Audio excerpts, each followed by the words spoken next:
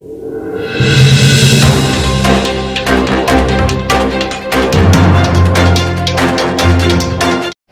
Supreme court کا निर्णय आ गया है, کیا کہیں گے, کیسے دیکھتے ہیں؟ ہندوستان کے اندر جو حالات پیدا ہو رہے تھے اس وقت اس حکومت میں لوگوں کے مکانات کو بلڈوزر سے گرانے کے، ملک کی آزادی کے بعد سے اب تک یہ صورتحال نہیں ہوئی تھی۔ ہم اس سلسلے کے اندر کافی دنوں سے پریشان تھے، اس لیے کہ یہ مسئلہ سب سے پہلے آسام سے شروع ہوا تھا اور وہاں لوگوں کی بڑی بڑی آبادیاں، ہزار ہزار آدمیوں کی، ان کے مکانات کو بلڈوزر چلا کر کے گرا دیا گیا اور ان کو کوئی اس کا متبادل کہیں کہیں دے دیا انہوں نے، ورنہ آج تک اس کا متبادل جگہ نہیں مل سکی ہے۔ پھر وہی صورتحال اس گورنمنٹ کے اندر ہمارے یہاں آ گئی، یو پی کے اندر یہ سلسلہ چلنے لگا۔ ایسی جگہ بھی ہیں جہاں لوگ کرائے کے مکان میں رہتے ہیں، اس کو گرا دیا۔ ہمارا ماننا یہ تھا کہ ایک مکان کے اندر 10 آدمی رہتے ہیں، 15 آدمی رہتے ہیں، 12 آدمی رہتے ہیں، ایک آدمی سے کوئی غلطی ہو جاتی ہے، مکان کو گرا دیا، یہ 12-11 آدمی کہاں جائیں گے؟ یہ تو بڑی تباہی کی بات ہے۔ ہم نے یہ سوچا کہ ہمیں اس سلسلے کے اندر، جیسے ہم اور مسلمانوں کے اور غیر مسلموں کے معاملات کے اندر کورٹ کا رخ کرتے ہیں، اس لیے کہ وہ لوگ جن کی زندگی کا کوئی سہارا نہیں ہوتا ہے، ان کے لیے کوئی راستہ نہیں ہوتا ہے، تو ان کے لیے ایک راستہ کورٹ کا ہوتا ہے جہاں ان کو پناہ ملتی ہے۔ یہ بیچارے ایسے غریب لوگ ہیں جن کے مکانات کو گرا دیا کہ وہ لوور کورٹ میں بھی نہیں لڑ پاتے ہیں، چاہے کہ سپریم کورٹ میں آ کر کے لڑیں گے۔ اس لیے جمعیت علماء جس طرح ہمیشہ ہندو مسلمانوں کے معاملات کے اندر ایک دوسرے سے کوئی بھید بھاؤ نہیں کرتی ہے، اسی طریقے پر ہم اس کیس کے اندر بھی آئے ہیں اور ہم ان غریب اور بیچارہ لوگوں کے لیے سہارا بننا چاہتے ہیں جن کے لیے زندگی کا کوئی سہارا نہیں ہے اور وہ اپنی شکایت دے کر کے کہیں جا نہیں سکتے ہیں۔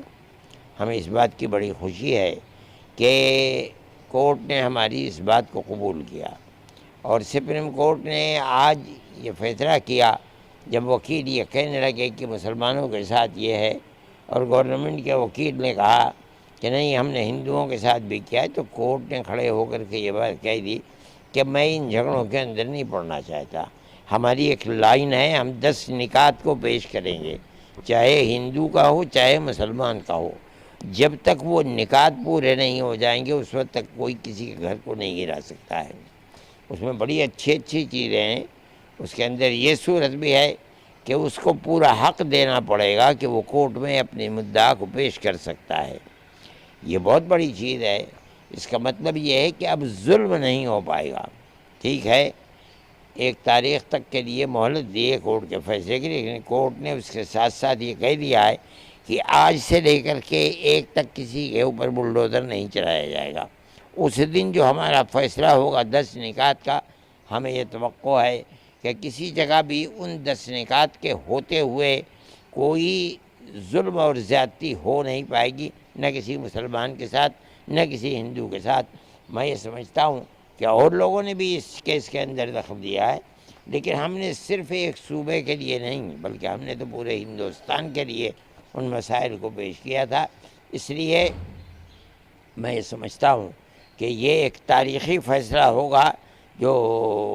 کورٹ کی طرف سے، سپریم کورٹ کی طرف سے ہوگا، اور یہ ہندو اور مسلمان اور ملک کے سبھی بسنے والوں کے لیے ایک بہترین فیصلہ ہوگا اور انہیں بڑی نجات مل جائے گی اس سے۔ کیا امید لگتی ہے آپ کو ایک تاریخ کے بعد جو آپ فیصلہ آئے گا اس سے کیا امید لگائی؟ اس وقت تک جو رخ ہے اس سے ہم یہی محسوس کر رہے ہیں کہ جو 10 نکات ہیں وہ ہر مظلوم کے لیے ایک سہارا بنیں گے انشاءاللہ، اور یہی ہم چاہتے بھی ہیں۔ اچھا، اس فیصلے کے بعد کیا آپ کو کورٹ کے اوپر جو بھروسہ ہے وہ بڑھا ہے؟ یقیناً ہمیں تو ہمیشہ کورٹ کے اوپر، ہم نے تو بڑے بڑے کیس لڑے ہیں اور ہمیں کورٹ سے اس کے اندر، یہی آسام کے اندر تقریباً 48 لاکھ عورتوں کو ہم نے کورٹ میں لڑ کر کے انہیں حق ملک کے اندر رہنے کا اور زندہ رہنے کا حق دلوایا تھا۔ جمعیت علماء ہمیشہ یہ کام کر رہی ہے ہم یہ سمجھتے ہیں کہ بے سہاروں کے لیے سہارا کورٹ کے سوا کوئی اور چیز نہیں ہے، اور کورٹ کی طرف سے، سپریم کورٹ کی طرف سے یہ فیصلہ ان کے لیے بہت بڑا زندگی گزارنے کا ایک سہارا ہوگا انشاءاللہ۔ اچھا جج صاحب نے اپنے جو اس میں کہا ہے، انہوں نے یہ بھی کہا ہے کہ خود ہی جج بن جاتے تھے، ہاں ہاں، یہ صحیح ہے، کس طرح سے دیکھیں؟ یہ صحیح ہے۔ جب ملک کا ایک نظام ہے اور کورٹ ہے اس کسی فیصلے کو قانونی اعتبار سے کرنے کے لیے، تو گورنمنٹ کو اس قانون کو اپنے ہاتھ میں نہیں لینا چاہیے، بلکہ کورٹ ہی میں جانا چاہیے۔ کورٹ اگر کہہ دے کہ ہاں یہ صحیح ہے، ہمیں کیا اس کے اندر ہو سکتا ہے؟ جمعیت علماء ہند کس طرح سے دیکھ رہی ہے آپ؟ بہت، ہمیں تو اس سے ایک طریقے کا بہت سہارا ملا ہے، غریبوں کو سہارا ملا ہے، ان کو سہارا ملا ہے۔ ہم بھی خوش ہیں اس چیز سے، اور ہم یہ سمجھتے ہیں کہ یہ معاملات کو جس رخ کے اوپر کورٹ لے رہا ہے، دنیا کی ایک ملک کی ایک بہت بڑی طاقت کو، جس کے لیے زندگی مشکل ہو رہی تھی، اس کو زندگی کا موقع ملے گا، عزت و آبرو کے ساتھ زندہ رہ سکیں گے۔